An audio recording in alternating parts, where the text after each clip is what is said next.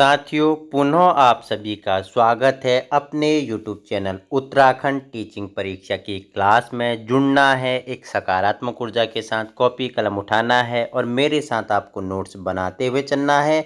आगामी उत्तराखंड से संबंधित आपका चाहे यूके ट्रिपल एससी हो जाए या आपका यूके पीएससी हो जाए, दोनों की दृष्टि से हम चर्चा परिचर्चा कर रहे थे। उत्तराखंड का इतिहास के बारे में हम चर्चा परिचर्चा कर रहे हैं। बाकी आप यूके टीचिंग परीक्षा के टेलीग्राम ग्रुप में जाके वहाँ से भी ज्वाइन कर सकते हो। बाकी आपकी हमने प्लेलिस्ट बनाई हुई है, ठीक है, जिसमें हमने कितने 19 भाग कंप्लीट कर लिए हैं। उत्तराखंड का हमने इतिहास से लेके उत्तराखंड में जो जनता जागरण व सामाजिक चेतना का विकास होता है तब तक हमने चर्चा परिचर्चा कर ली थी, ठीक है। तो आज हम चर्चा परिचर्चा करेंगे किसके बारे में, जो उत्तराखंड में क्या होता है, उत्तराखंड में जो स्वतंत्रता आंदोलन होते हैं उनके बारे में हम क्या कर लेंगे, आज चर्चा परिचर्चा करने वाले हैं। जुड़ना है, वीडियो पसंद आए तो उन लोगों तक पहुंचाने की कोशिश करनी है जहां संसाधनों के अभाव है।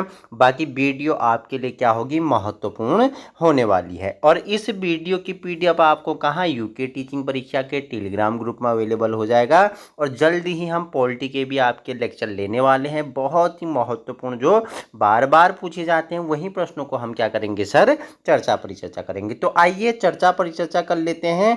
उत्तराखंड राज्य में जो स्वतंत्रता आंदोलन हुआ, ठीक है, इतिहास अगर आप पूरा ऑल इंडिया के हिसाब से आप इतिहास आपने पढ़ी होगी तो आप अच्छे से जानते हैं, ठीक है। तो हम उसमें से एक स्टेट उत्तराखंड को ले रहे हैं और उत्तराखंड का इतिहास कैसा रहा, ठीक है, उत्तराखंड में स्वतंत्रता आंदोलन की क्या भागीदारी रही, इन सभी के बारे में जो महत्वपूर्ण फैक्ट हैं, डॉक्टर अजय रावत जी की किताब के जो महत्वपूर्ण फैक्ट हैं वहां से मैंने आपके लिए ये संलग्न किए हुए हैं, ठीक है। देखो, जब अंग्रेजों ने यहाँ पर शासन किया तो यहाँ की जनता को अंग्रेजों का शासन अत्यधिक सुधारवादी लगा। अब देखो क्यों लगा, मैंने बोला कि जब उत्तराखंड में जब अंग्रेजों ने शासन किया तो जनता को, उत्तराखंड की जो जनता थी, इन्हें क्या लगती है, अंग्रेजों की क्या लगती है, शासन नीति क्या लगती है, अधिक सुधारवादी लगती है। क्यों लगती है, क्योंकि ब्रिटिशों से अधिक जो क्रूर थे वो क्या थे, गोरखा थे। गोरखा क्या थे, बहुत ही अत्याचारी थे। 1815, ठीक है, कब 1815 बताओ मुझे, डेट बताना मुझे कि 1815 में जब तक यहाँ क्या गोरखा रहते हैं 1815 से पहले, तो उनका शासन क्या था, अत्यधिक क्या था, क्रूर था, अत्याचारी था, ठीक है। जनता में जन जागरूक की चेतना की कमी थी। तो उस कारण क्या लगता है, अंग्रेज जब आती है, गोरखा को पराजित करती है 1815 में, अंग्रेज यहाँ पे शासन करती है, तो यहाँ की जनता को क्या लगता है कि अंग्रेज क्या है, अत्यधिक सुधारवादी थे, ठीक है।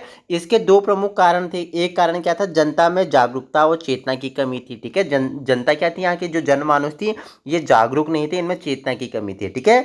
दूसरा इसका जो कारण था वो था अत्याचारी गोरखा शासन की अपेक्षा अंग्रेजी शासन जनता को क्या लग रहा था, नरम व सुधारवादी लग रहा था। तो क्योंकि हमने बोला कि गोरखाओं के समय यहाँ पे बहुत अत्याचार किए गए, ठीक है, वो महिलाओं को छत में तक नहीं आने देते थे, हमने आपको बताया था। उनके द्वारा जो कर लगाए जाते थे, उनके द्वारा जो न्याय प्रणाली थी, हमने उन सभी के बारे में हमने उत्तराखंड का इतिहास में आपसे क्या की है, चर्चा परिचर्चा की है। तो गोरखाओं की अपेक्षा इन्हें क्या लगता है कि जो ब्रिटिश सरकार है, जो अंग्रेज हैं, वो क्या है, अधिक सुधारवादी हैं, ठीक है।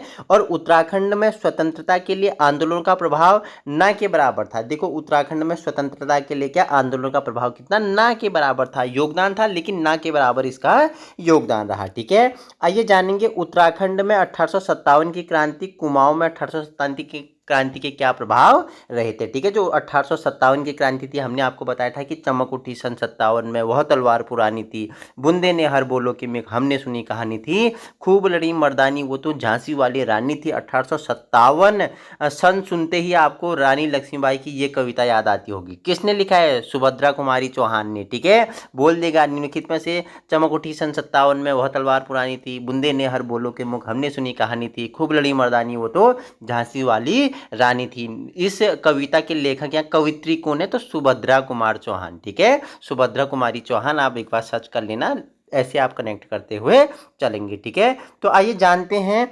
1857 की क्रांति के समय कुमाऊं कमिश्नर कौन थे? हेनरी रैमजे थे। ठीक है, कुमाऊं का बेताज बादशाह इन्हें कहा जाता है। हमने जब उत्तराखंड के जो गवर्नर थे, हमने जब ब्रिटिश गवर्नर उत्तराखंड पे शासन कर रहे थे, हमने उसकी अलग से प्लेलिस्ट में आपको इसी में बताया हुआ है कि हेनरी रैमजे के बारे में, ठीक है, ई गार्डन के बारे में, ट्रेल के बारे में, ठीक है, सभी के बारे में हमने बताया हुआ है। तो जब 1857 की क्रांति के समय कुमाऊं का कमिश्नर कौन था, तो एक फैक्ट तो आपके लिए बन गया हेनरी रैमजे। ठीक है, तो आपसे पूछेगा निम्नलिखित में से 1857 की क्रांति के समय उत्तराखंड का जो कुमाऊं कमिश्नर कौन था?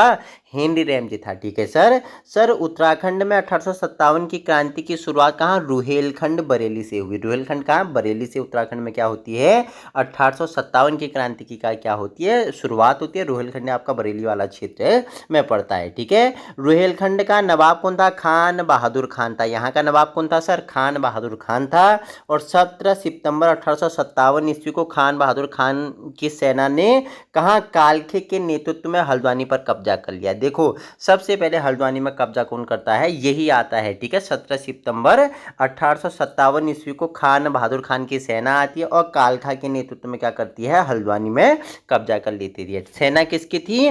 खान बहादुर खान की थी। ठीक है, इस सेना का नेतृत्व कौन कर रहा था सर? कालके खां कर रहा था। और ये हल्द्वानी पे, ठीक है, हल्द्वानी में क्या कर लेते हैं? कब्जा कर लेते हैं। कब? 18 सितंबर 1857 को। ठीक है, मैक्सवेल व चैपमैन ने हल्द्वानी को मुक्त करा दिया। ठीक है, मैक्सवेल और चैपमैन ने क्या किया? इस हल्द्वानी को क्या कर दिया?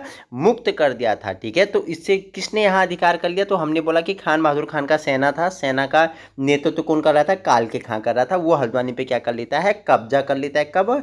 18 सितंबर 1857 को मैक्सवेल और चैपमैन ने क्या किया? हल्द्वानी को मुक्त किया था। ठीक है, तो इतना तो आपका ये बेस बना। ठीक है, अब अगर हम बात करूं उत्तराखंड का जो प्रथम स्वतंत्रता सेनानी था, आप जानते हैं, ठीक है, कालू मेहरा को क्या है? उत्तराखंड का प्रथम स्वतंत्रता संग्राम सेनानी होने का गौरव किसे प्राप्त है सर? कालू मेहरा को है, जो उत्तराखंड के क्या है? प्रथम स्वतंत्रता संग्राम सेनानी है। ठीक है, जन्म कहाँ हुआ था? चंपावत जिले के बिसुणिया बिसुंग भी इसे कहते हैं, बिसुणिया बिसुंग ग्राम में हुआ था। कहाँ पड़ता है ये? लोहाघाट में पड़ता है आपका। ठीक है, लोहाघाट में, उत्तराखंड के कुमाऊं जो आपका मंडल है, कुमाऊं मंडल के लोहाघाट में पड़ता है। ठीक है, चंपावत, लोहाघाट, बनबसा, टनकपुर आपने सुना है, तो वहीं लोहाघाट, पिथौरागढ़, ठीक है, लोहाघाट में पड़ता है। इन्होंने एक संगठन बनाया था, संगठन का नाम क्या था? क्रांतिवीर था। यह इनका क्या था? गुप्त संगठन था। 1857 की क्रांति में जो क्या कर रहा था? कार्य कर रहा था, उसका नाम क्या था? क्रांतिवीर था। जो क्या था? इनका गुप्त संगठन था। वो अंग्रेजों के खिलाफ इन्होंने क्या किया? आंदोलन चलाए थे। ठीक है, कालू मेहरा उत्तराखंड के प्रथम स्वतंत्रता संग्राम सेनानी है। सर एक क्वेश्चन, कहाँ के थे? हमने बताया कि इनका जन्म चंपावत जिला बिशुण गांव में हुआ था। ठीक है, लोहाघाट बिशुण गांव में हुआ था। इन्होंने जो 1857 की क्रांति में अंग्रेजों के खिलाफ जो बगावत की, जो आंदोलन चलाया, उसके लिए इन्होंने एक संगठन बनाया जिसका नाम क्या था? गुप्त संगठन बनाया था। इसका नाम क्या था सर?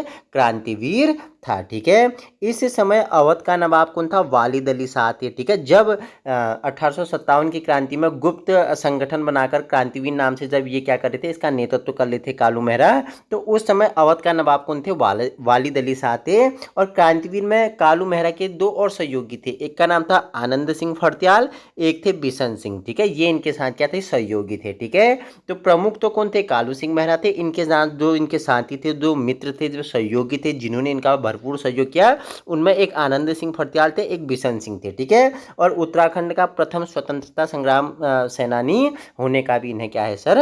गौरव प्राप्त है। ठीक है, अब हम चर्चा परिचर्चा करेंगे गढ़वाल में। ठीक है, गढ़वाल में क्या? गढ़वाल में 1857 क्रांति के क्या क्या प्रभाव रहे उसको भी जान लेते हैं, क्योंकि उस समय जो गढ़वाल था ये दो भागों में विभक्त था। एक ब्रिटिश गढ़वाल जो अंग्रेजों के अधीन था, ठीक है, जो ब्रिटिश गवर्नर के अधीन था, और एक टिहरी रियासत जो किसके? जो सुदर्शन शाह, ठीक है, जो परमार वंश के राजा थे, जो सुदर्शन शाह के क्या थे?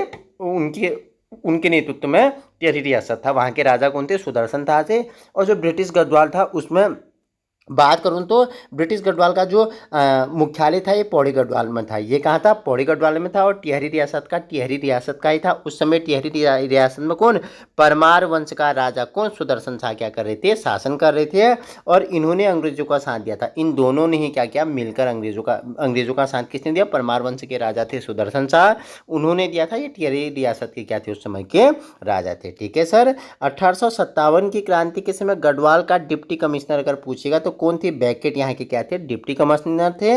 और 1857 के संग्राम के समय गढ़वाल के जमींदारों ने, थोकदारों ने, गढ़वाल की जनता ने और गढ़वाल नरेश के खिलाफ अंग्रेज सरकार की क्या की? सहायता की थी। ठीक है, जब 1857 की क्रांति चल रही थी तो गढ़वाल के जो जमींदार थे, जो थोकदार थे, ठीक है, जो गढ़वाल की जनता थी, गढ़वाल नरेश था, इन्होंने क्या किया था? अंग्रेज सरकार का साथ दिया था। ठीक है, और गढ़वाल के पद्म सिंह व शिवराम सिंह द्वारा ब्रिटिश सरकार की सहायता की गई थी। ठीक है, गढ़वाल के दो व्यक्ति हुआ, एक का नाम था पद्म सिंह, एक का नाम था शिवराम सिंह। ठीक है, इन्होंने भी ब्रिटिश सरकार की क्या की थी? भरपूर सहायता की थी। ठीक है, और गढ़वाल के दो जमींदार पद्म सिंह और शिवराम सिंह ने ब्रिटिश सरकार को 1857 के संग्राम में सहायता देने के लिए क्या दिया था? आश्वासन दिया था। ठीक है, हमने पहले ही बताया था कि गढ़वाल के दो व्यक्ति थे, एक का नाम है पद्म सिंह, एक का नाम है शिवराम सिंह। ठीक है, इन्होंने ब्रिटिश सरकार की सहायता करने का आश्वासन दिया और उनकी सहायता करते हैं कौन? पद्म सिंह और शिवराम सिंह। ठीक है, वहीं 1857 के संग्राम में पद्म सिंह व शिवराम सिंह ने भाबर घाटियों की सुरक्षा की, जिससे यह क्रांति पहाड़ी क्षेत्रों तक नहीं पहुंच सकी और ब्रिटिश सरकार के प्रति भक्ति देकर उन्हें बिजनौर में अलग अलग गांव जमींदार हेतु प्रदान किए गए थे। देखो, हमने बताया कि ब्रिटिश सरकार को आश्वासन देती है पद्म सिंह और शिवराम सिंह की हम आपकी सहायता करेंगे, और ये दोनों व्यक्ति 1857 की क्रांति में कहाँ? भाबर घाटियों में क्या करते हैं? सुरक्षा करते हैं, और इस क्रांति को ये पहाड़ी क्षेत्रों तक पहुंचने में रोकते हैं। ये यहीं से क्या करते हैं? यहीं इसका दमन करते हैं, यहीं इस पे कार्य करते हैं, और ब्रिटिश सरकार के प्रति भक्ति देकर उन्हें क्या किया? ब्रिटिश सरकार ने क्या किया? दो अलग अलग गाँव जमींदारी हेतु इन्हें प्रदान की थी। ठीक है, तो ये उत्तराखंड में क्या हमने बताया? 1857 की जो प्रभाव रहे कुमाऊं में, गढ़वाल में, उसके बारे में हमने परिचर्चा की है। अब हमारे क्या होते हैं? महात्मा गांधी जी का क्या होता है? उत्तराखंड में क्या होता है? आगमन होता है। ठीक है, राष्ट्रपिता महात्मा गांधी जी का क्या होता है? आगमन होता है उत्तराखंड में। तो सबसे पहले उत्तराखंड में इनकी यात्रा रहती है 1915 में अप्रैल माह में कुंभ मेले के अवसर पर हरिद्वार की यात्रा की थी। सबसे पहले अगर बात करूं तो ऑल ओवर उत्तराखंड की बात करूं, देखो कुमाऊं को भी हम जानेंगे। कुमाऊं में कब आए थे? कुमाऊं में 1929 में आए थे, इनकी चौथी यात्रा थी वो। अगर उससे पहले अगर हम बात करूं उत्तराखंड में, ये इनकी पहली यात्रा की बात करूं तो 1915 में अप्रैल माह में कुंभ मेले के अवसर पर ये हरिद्वार आए थे, इनकी पहली यात्रा थी। ठीक है, 1916 में देहरादून पहुंचे और 1 अगस्त 1920 को ये असहयोग आंदोलन की इन्होंने क्या की? शुरुआत की थी। 1 अगस्त 1920 को इन्होंने क्या की थी? असहयोग आंदोलन की शुरुआत की थी। ठीक है, अब कुमाऊं के बाद, अब गढ़वाल के बाद गांधी जी आते हैं कुमाऊं पर। ठीक है, कुमाऊं यात्रा में ये कब आते हैं? 1929 में। 1929 में आते हैं। तो सबसे पहले 14 जून, ठीक है, 14 जून, कब? 14 जून को। ठीक है, 14 जून से 2 जुलाई 1929 तक ये उत्तराखंड के कुमाऊं जनपदों में विभिन्न क्षेत्रों में क्या करते हैं? भ्रमण करते हैं। ताड़ीखेत, अल्मोड़ा, समेश्वर, कौसानी, ठीक है, उनके बारे में हम आगे परिचर्चा करने वाले हैं। ठीक है, कुमाऊं की प्रथम यात्रा थी इनकी, कुमाऊं की पहली यात्रा थी इनकी। ठीक है, बाकी उत्तराखंड में हमने बताया कि कुंभ मेले में ये कब आ गए थे? 1915 में आ गए थे। ठीक है, 14 जून 1929 को ये कहाँ पहुंचे? कुमाऊं पहुंचे, और 15 जून को भवाली पहुंचे। 15 जून को भवाली पहुंचे, और 17 जून को ये ताड़ीखेत पहुंचे, और 18 जून को कहाँ पहुंचे? अल्मोड़ा पहुंचे, और 19 जून को कौसानी के लिए ये रवाना हुए। ठीक है, और 22 जून को बागेश्वर में इन्होंने स्वराज भवन का शिलान्यास किया। किसकी सहायता से? किसके साथ? अगर बात करूं स्वराज भवन की, तो वो मोहन जोशी ने बनवाया है, लेकिन उसका शिलान्यास किसने किया? महात्मा गांधी जी ने किया।